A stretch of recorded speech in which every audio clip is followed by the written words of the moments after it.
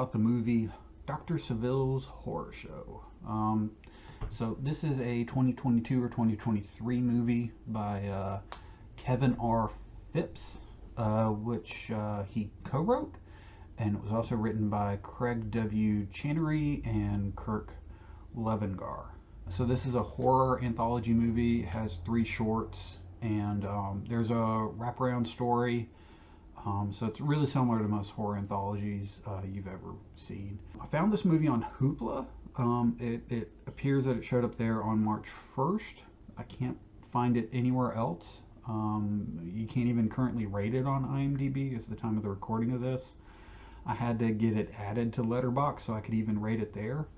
And the last updates I can find from the director's website and from Facebook were all from last October, and it seems like it initially appeared in some test screenings about a year ago, last February and April, and then it showed up in a few film festivals here and there.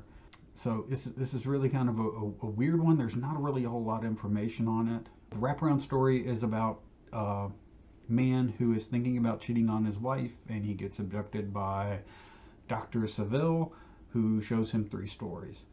So the first story is called Consume, and it's about a woman who is trying to lose weight before her wedding. She goes to a doctor, and he gives her tapeworm pills. It's sort of a possession and a body horror type story. The practical effects for this low budget of a film really weren't that bad. One effect, which was a clear homage to The Fly, really had me squirming. This story is definitely the best of the entire film. It's not perfect. I think some better editing and directing. It felt like maybe they didn't entirely trust their abilities as director and editor. I think there could have been some more quiet moments.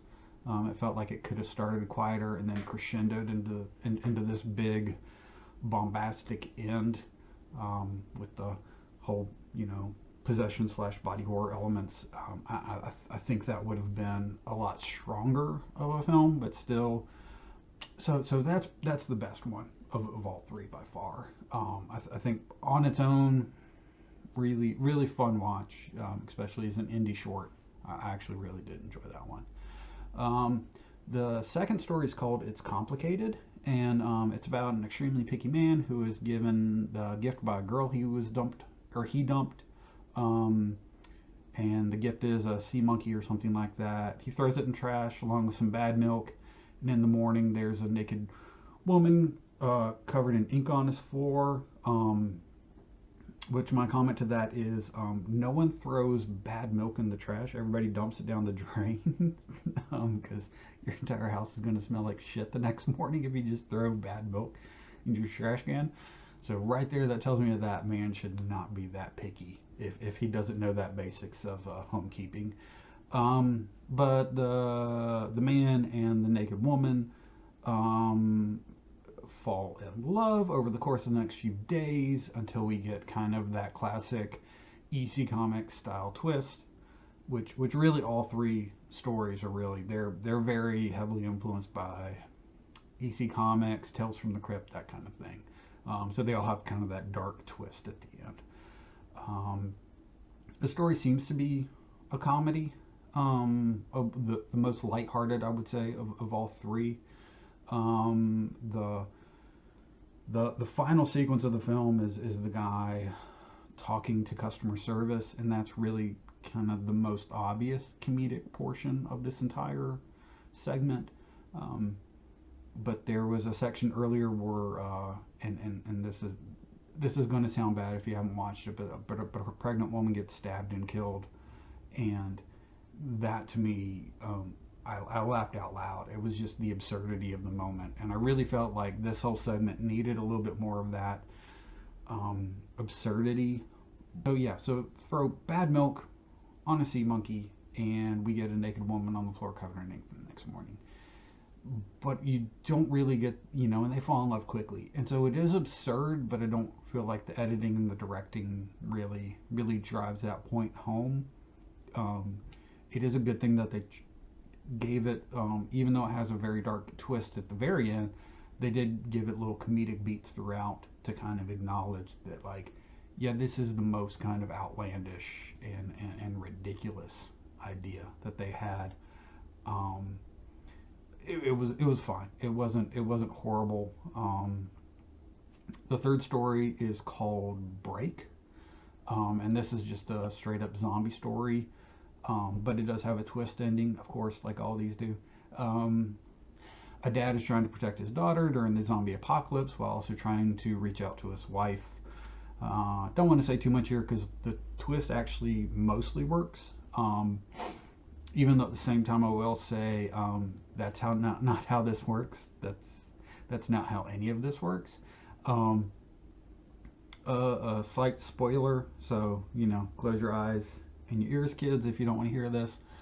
Go back and see Andrew and mine's discussion on how movies depict mental illness in our video on You Were Never Really Here, and I'll leave it at that.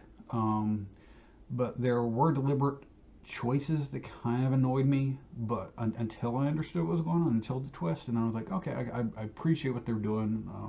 The main one is color grading. I get what they were doing, so that's fine. Um, but the wraparound story is probably the worst aspect of the whole movie. It features a guy in a mask, and that's Dr. Saville, who sounds muffled until he gets a demon voice, and which is a little weird. Also, the floor is covered in something, and it makes noises as Dr. Saville walks around. Um, the whole segment probably should have been ADR'd, just to alleviate the mask muffled speech and the sounds of the floor.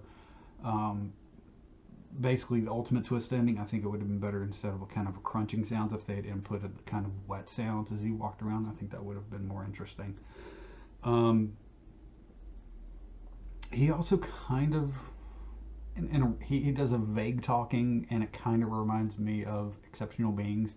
I think overall this is probably the worst written section. Um, it's not the worst thing in the world, but I could see how it could definitely turn people off. I didn't really enjoy the wraparound at all. It really is the weakest piece of the entire thing. I think if they had actually taken this out and just given us three individual stories the way they were, I think I would have really actually enjoyed this a whole lot more. Just because I don't think that the wraparound was handled very well. But there is a level of competency in the making of this. The cinematography isn't horrible. Everything is a little dark. It could have been a little bit brighter. I think a lot of it is color correcting they did afterwards on some of it. But, it could have been a little bit, and I understand everything's dark and gloomy too, but still it could have been brighter. Doesn't mean it has to be bright and sunshiny, everything.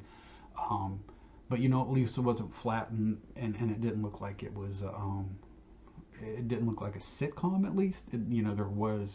There was texture, there was depth in most of the framings, the way they framed everything. So there was thought, there was competency in this. I'll see these guys being the next John Carpenter, Scorsese, but they also aren't complete hacks. Or as Red Letter Media would call them, hack frauds. They also didn't lie and say their movie was based on a children's book, so kudos to them. You can go back and watch my Bezos video if you want to understand how much that pisses me off. But this movie, for the right crowd, I think they'll really enjoy it. People who like low-budget indie horror films, I think this is going to be right up your alley. There's gore and violence, but there's also thought put into the stories. They aren't nothing earth-shattering or groundbreaking, but still kind of like those EC comics. They're well-told stories. They're good stories. Have nice little twist at the end, and you can kind of see them coming, but it's nothing, nothing horrible. So I think for fans of these types of movies, I think this would be really right up your alley, and I really recommend it. I'm going to give this a 2 out of 5, and that's not I don't mean that as a diss, like this is a bad movie. It's just kind of a lower caliber movie. You know, the writing isn't quite there. You know, you know, some of the lighting choices could have been better. The editing could have been better. You know, the acting is on par for what I would expect for a movie like this. It's not high caliber. I think people who enjoy this sort of thing would probably give this a higher score, and maybe it deserves it. But for me, I'm going to give it a 2 out of 5.